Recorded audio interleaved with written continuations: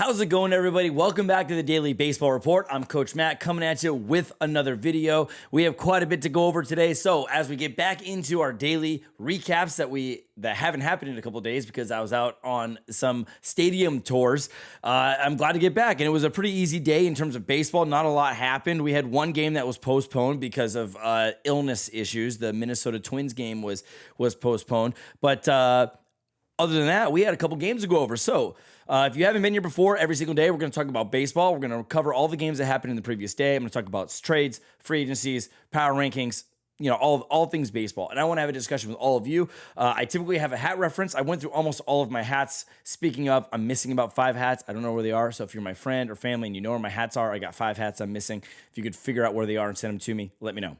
But other than that, I am wearing my Phillies hat because I'm fresh off of going to Citizens Bank Park. I'll have that vlog up here shortly. There's a lot to go over and a lot to edit, so it'll be done shortly. But without further ado, we're going to get into the video for the day.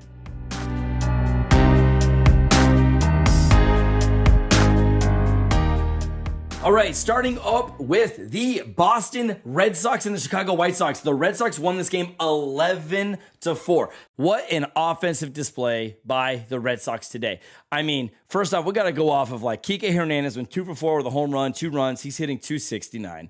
We got Alex Verdugo, who went 3 for 4 with 2 runs, an RBI, and he is hitting .295. JD Martinez went 3 for 5 with 2 runs, 2 RBIs, and he's hitting .383. Just nuts. All 3 of those guys all had home runs, which is why I'm bringing them up. Kike Hernandez also had a double. Nathan Eovaldi had a huge day. He pitched 6.1 innings, gave up 9 hits, 4 runs. They were earned, 10 strikeouts. His ERA is at 3.04. And Whitlock pitched a perfect 2.2 innings for no runs, and he had 2 strikeouts. Lucas Giolito made the start for the Chicago White Sox. He did not do very good. He pitched 1 inning, gave up 8 hits, 8 runs. 7 of them were earned. He had 2 walks, and he gave up 2 home runs. His ERA is up to 5.79. John Birdie came in, pitched 3 innings, gave up 4 hits, 2 runs. They were earned, 1 walk, 3 strikeouts. His ERA is currently at 6. And then the rest of the day was kind of an interesting mix of players. Yermin Mercedes made his pitching debut. He is kind of the front runner for the American League Rookie of the Year, but he came in and pitched. And he pitched an inning, gave up 3 hits and a run, and he had 2 walks. So you got to give it to him. The guy's out there making it happen. I don't know if that helps or hurts him, but for his Rookie of the Year nomination. But either way, the White Sox, Luis Robert and Madrigal both had extra base hits, and Tim Anderson also had 2 stolen bases in this game. He's up to 3 for the year. Adam Eaton had 2 hits, and Tim Anderson has 3 hits. Raising their averages to 268 and 364 respectively. So kind of an interesting day, but. You know what? Good for the Red Sox. They are a severely hot American League team. I never would have expected them to be 11-6 at this point in the season. So good for them. Moving over to the Washington Nationals and the St. Louis Cardinals. And here we are again. The St. Louis Cardinals beat the Nationals 12-5. What is up with the Cardinals? They're good for a couple of games and then they're bad for a couple of games. And vice versa, the games that the Cardinals are bad in, the Nationals are good in. So it just seems to be weird. This division, this NL Central just seems to be weird. I think the Brewers pretty much have this, on lock. They're probably going to take the division, but it is what it is.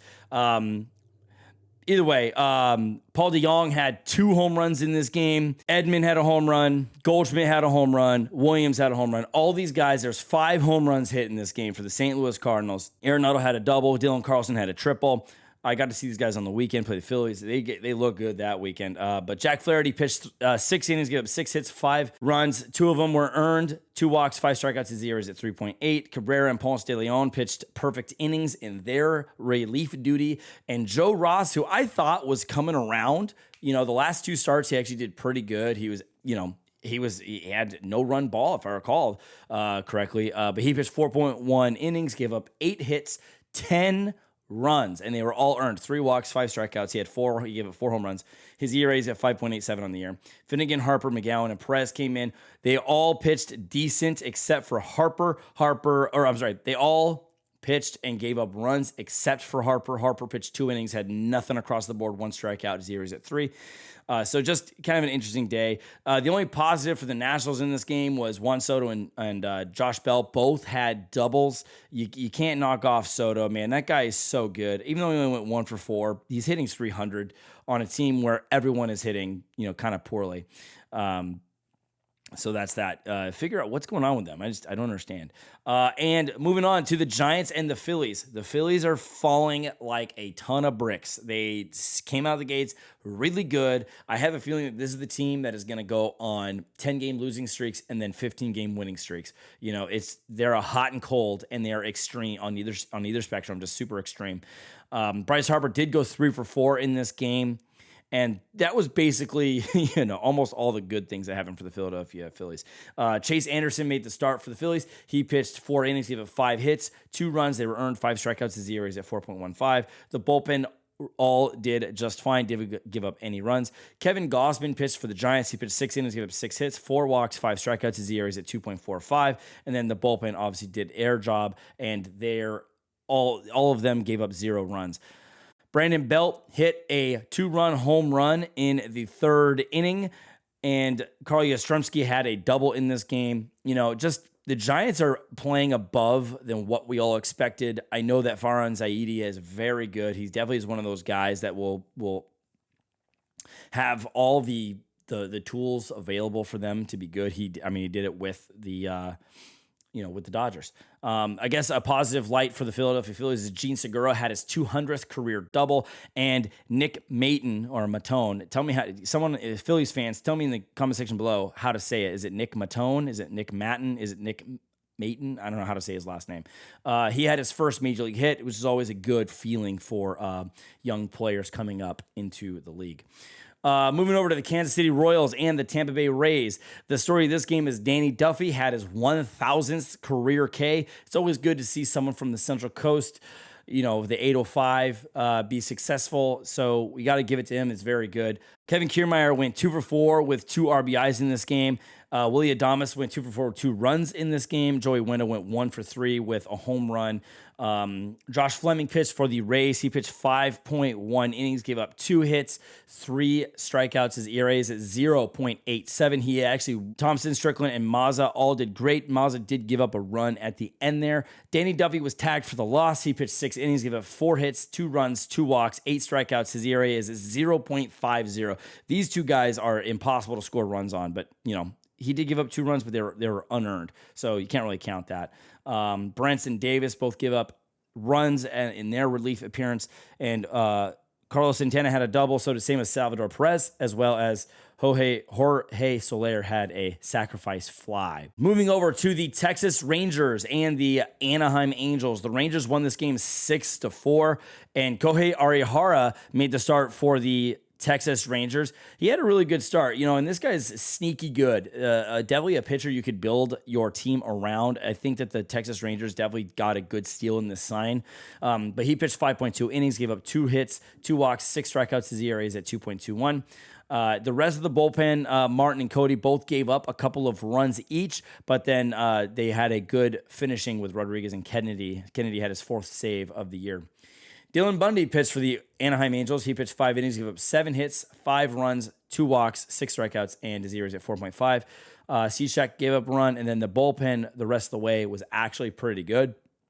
Justin Upton had a home run in this game, and Albert Pujols had an RBI. Adolis Garcia had a home run for the Texas Rangers in this game, and Nate Lowe had a double in this game. So kind of a fun game overall, but you got to give it to the Angels for continuing to go. I'm kind of slightly rooting for them. I like seeing baseball in Southern California be the best in the National League with the Padres and Dodgers. You kind of want the Angels to also be very good. But that being said, who knows? They might fall off big time and just be cellar dwellers. Who knows? Like they have been the last couple of years. Coming in next is the Seattle Mariners and the LA Dodgers. The Mariners beat the Dodgers 4-3 in this game. Justus Sheffield pitched for the Mariners. He pitched 5.2 innings, gave up 4 hits, 3 runs. They were earned, 3 walks, 6 strikeouts. His ERA is at 4.86. The bullpen came in and was perfect. They did not give up anything. Dustin May was tagged for the loss for the Dodgers. He pitched 5 innings, gave up 4 hits, 4 runs. 3 of them were earned, 1 walk, 8 strikeouts. His ERA is at 2.93.